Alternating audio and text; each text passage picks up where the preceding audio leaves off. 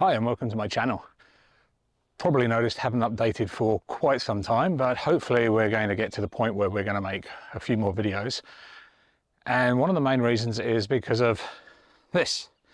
So for those that don't know, I've been focusing on returning back to my work, which is proving tricky, shall we say.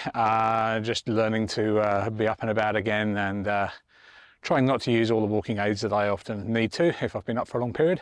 But we came to a decision before Christmas that most people in Australia, for those that don't know, tend to do a grey nomad thing, as it's called. So once they retire, they grab a caravan and they head off and they tour the country. And for those that don't know, Australia is pretty large, so it can take quite a while. The problem we have is that with many of these kind of illnesses that we face, my mobility later in life could well be, should we just say, subpar.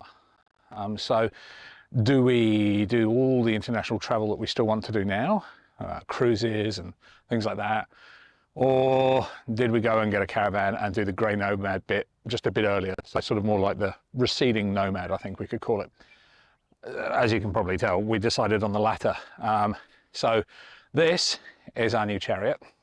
This is, for those that don't know anything about caravans, which was up until about 6 months ago, me. This is a new brand called Sunfinder in Australia. It's made by one of the largest caravan companies that's been operating here for some time, called Majestic Caravans. Well, this is sort of like their sort of entry-level sort of what you see is what you get kind of thing without too much customization. That being said, I think you'll probably notice it's not your normal white caravan. As you can probably see, it is a little bit dirty. We've been using it quite a bit over the start of the new year, and we have a huge trip coming up in a couple of months, which I'll tell you about separately because there's a lot to cover on that one. So you're going to start seeing more sort of trip videos coming, but I will actually start doing some more. Now I'm getting used to going back to work, and energy levels are starting to balance off a little bit. It just makes this sort of multitasking thing a little bit easier. So what we have here is the Sunfinder all-terrain semi-off-road. It's the double bunk version, so we've kept that option there just so that we can, you know, if we're able to expand our family, we've got that space in here rather than having to convert the dining table all the time into a bed, which I imagine would get very annoying. So configuration wise, beds at the front. You'll find, if you don't know anything about caravans, there are two different types of direction that the beds go: east, west and north, south. Generally the large vans, or the ones without bunks, have north, south. That's optimal. You're not having to climb over each other to get out, and it's just a bit nicer proportioned. We compromised a little bit because we didn't want a huge van, although as you can probably see, this is actually quite large. And so my wife does have to climb out over the top of me in the night if she needs to get up for any reason. But, you know, the things we do for family. On the outside, for those that don't know anything about caravans, nothing particularly exciting. They have fold-out awning, just pulls out this way, can partially detach from the caravan, and you can actually sort of wall it off, make it like a little living area outside. It does have really high quality audio system just outside. I don't mean that to be quite as sarcastic as I said it, but I'm quite a audiophile, so this doesn't cut mustard, but for a basic thing, and it runs off 12 volt, which is important. And if you don't know anything about caravans, I'll tell you why later on. At the front here, we have what they refer to as a tunnel boot. And just in here, keep all the bits and bobs that we need when we're sitting up. So hoses, power cables, and the like. Carrying on the outside, this fold down tray table, quite handy. You can actually put the TV on here if you wanted to. We've never actually done that, but you do have an aerial point and power sockets for your TV here. Also have a 240 volt AC socket here as well, so if you had something you wanted to plug in, but bear in mind you need to be plugged into the mains to do that. Pretty much every caravan has a folding down step. Word of advice I would give, if your mobility is somewhat limited, we've invested in a small step stool, because although here the step up is quite small, we've been at a few sites where it's a bit more than is comfortable to do. So definitely get a little fold out step if getting in and out of things is problematic for you. Even if it's only occasionally, worth its weight in gold. Outside we've got two lights, one above here and one just in the handle here. The model we have is a single axle. We would have liked the double axle probably, with hindsight. That being said, we got a good deal on this one, and the car we had at the time, we couldn't tow anything bigger than this. We've had to since upgrade the car because it turns out we couldn't tow this either. Back here, this is unfortunately the business end of the caravan, so the bathroom is located just here, and in fact the toilet right here. So I don't need to tell you what goes in here. It's in a little wheeled container that you take out, and generally, as I have found that over the last 6 months, it is the man's job to do that. I don't think I've ever seen anyone else at the dump points. It's not as gross as you'd think, but yeah, don't do it before dinner. They'll put you right off. And then underneath we've got the stabilizer legs, standard Alco ones. They're nothing special. Bear in mind, if you're new to caravanning, these are not to lift the caravan off the floor, they're just to support it and keep it level. This particular model comes with two 9-kilo gas bottles. We have had fitted, ready for our big trip, a 25-litre jerry can just here, so we can keep diesel on the front there. If you're petrol vehicle, do not store petrol on the front of your vehicle. Yeah, don't want to end up in an accident with that. As you can see, again, strays a bit away from the normal white box caravan.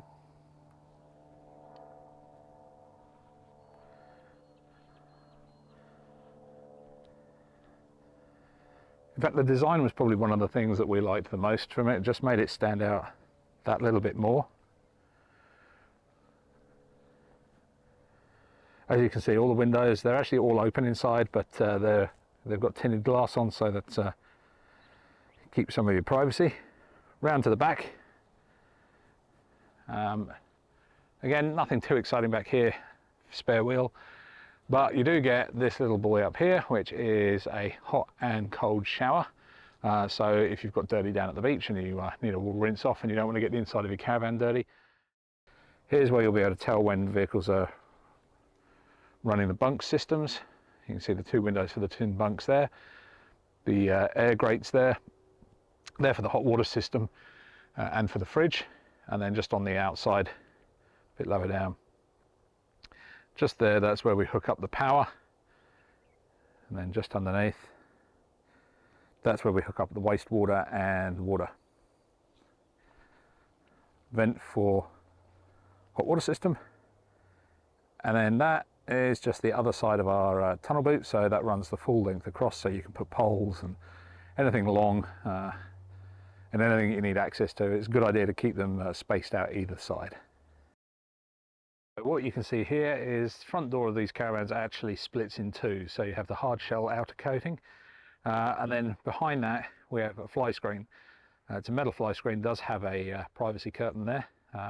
Good for ventilation and obviously for keeping the flies out, which if you're heading anywhere into the Northern Territories or Central Australia, it's probably definitely required. In fact, it's even required here, to be honest. So let's get in, let's have a look. It will be a little bit dark inside, even though we have all the lights on. So as you can see, these are a great thing if you're new to caravanning, or even if you're not. A good old muck mat, designed to get pretty much anything off your feet as you walk in. So as you can see, we have one that's just as you come in, and one that actually go up on the step, and then a small step up in. Now, you have to forgive us, we've actually stripped everything out of the caravan at the moment, so the beds aren't properly made or anything. But just here we have a queen size bed. Windows on either side. You also have windows up in the ceiling. These can actually be popped open, and they also have blackout blinds in them as well. As you can see, plenty of little lights on the side. Handy thing there, as you might notice in some of them, they actually have USB sockets in the base of those lamps, so nice and easy for charging your phones and anything else that you need. We have our little dining area just here with a table that rotates around. Some of my dodgy wiring where I've just added a few more sockets, because when you've got tech you can never have enough. Let's go all the way up. We'll carry on at this end first. So here we have TV. I have actually installed an Apple TV as well, just because they're always good and handy to have. Here we've got full length hanging wardrobe.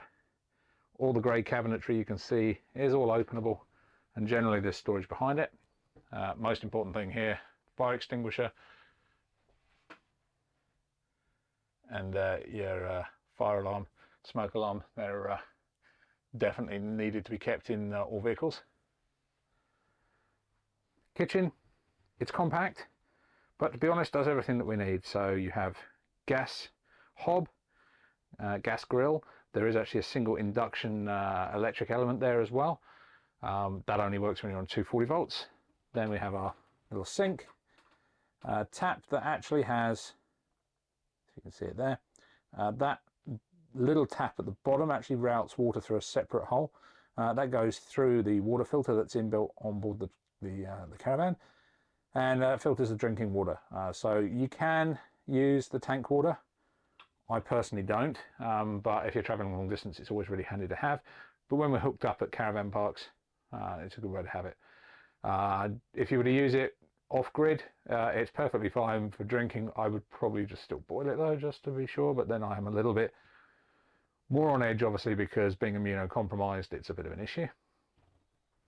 As you can see, even has range hood, so it's just like a house, except smaller. We have full height, well, semi-height fridge freezer, so fridge in the bottom, freezer in the top.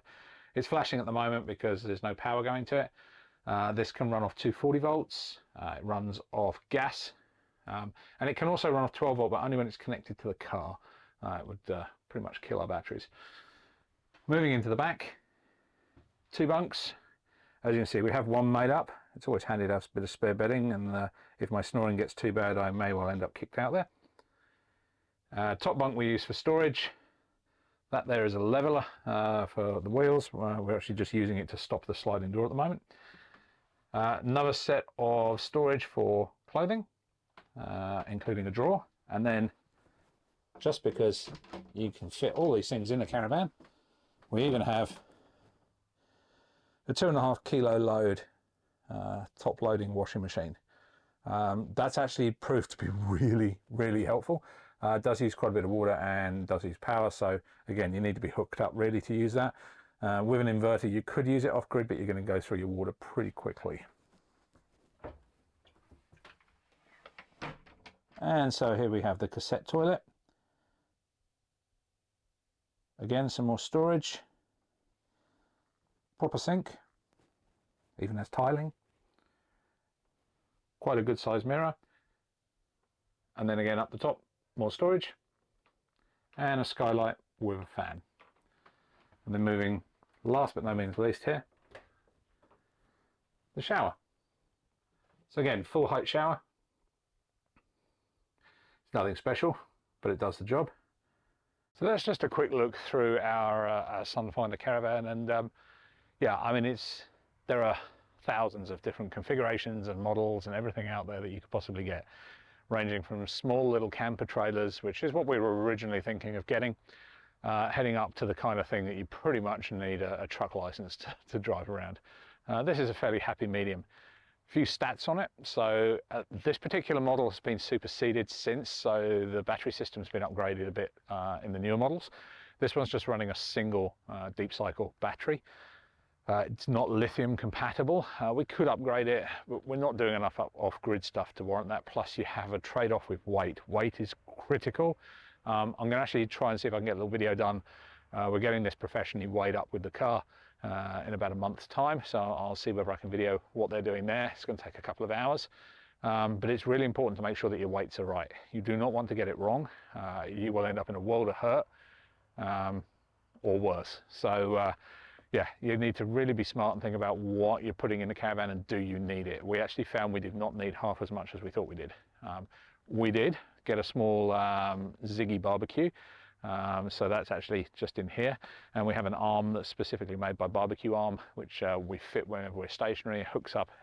Yeah, that's a godsend. So it does add 10 kilos to the front of the van, but that's worth it any time of the day. Water tanks. So this particular one has two 81 litre water tanks for freshwater, and it has one 81 litre grey wastewater tank. You'll hear the different terms used between the freshwater, grey water and black water. This does not have a black water tank as such. Black water is everything from your toilet. That's in the cassette that comes out there. Some, especially in America, they have really big RVs and they have dedicated tanks for that. So, but you know, if you think about the weight though, you've got about 160 litres of water that this can have on board, and again you're looking at about 150 or so kilos of weight when that's on board. If your wastewater tank was full as well, that's about another 75 kilos on top of that. So these weights all add up really quickly, so just run with what you need. Other than that, it's a pretty good caravan for the price. They're going through a model revamp at the moment. There's sort of about 3 models that you can currently get with very minimal choices of the colouring schemes, but that's the appeal, that's what keeps the price down. But they are really well featured. It already has the standard brake controller that you need on here. The charging system's one of the better models on the market. And we've had virtually no problems with this. There's been a few little niggly bits which we're going to get fixed up in the next service. Yeah, very happy with this purchase. So, what are we doing with it? Well, that's for another video. But we are doing a big trip towards the end of July. We're going to be gone for about 3.5 weeks, so hopefully going to get a lot of footage, get some drone footage, and yeah, I'll do a separate video just showing the route that we're going to do, the places we're going to stop, and hopefully providing my my body keeps up with me and means I can actually handle a camera properly again, we'll get a few more videos out and going. So yeah, if you like what you saw here, this is not a caravan review channel. I will not be doing this all the time. So, you know, don't unsubscribe as a result, unless you really hate it, in which case, fair enough. But, you know, it's going to be a bit of a mix of the traveling with the caravan, traveling internationally when we eventually do another holiday off somewhere, and other little bits that take our fancy. So it won't all be illness related, but there's always that bit that factors in that you still need to think about what's accessible. So things like the step there, that made a huge difference. $90 for a step, which, you know, hey ho, but I'm a chunky guy, you've got to have a bit of reinforcement. So things like that makes a huge difference. Hitching up, I was worried about getting it all connected and set up. And initially it's daunting. You're like, oh God, I've got to remember this, I've got to remember this. We've got it down, we can be set up and in there making a cup of tea in about 10 minutes. Once we get to a caravan park. Apart from my reversing, that is a different thing, and that is not going on camera anytime soon. So anyway, hope you enjoyed the video. This is also the first video I've shot on my Sony ZV-E10 completely. So this should all be in 4K. So we'll be editing that also on a new computer. So got all the gear this year, but yeah, still no clue, but the gear's halfway there. So yeah, join us on the next video. I'll go through where we're going on our big trip, and open to suggestions. If you've got any recommendations of places to visit in this great country, then drop us a message, leave a comment below. Great to hear any recommendations that you have. So take care, we'll see you soon.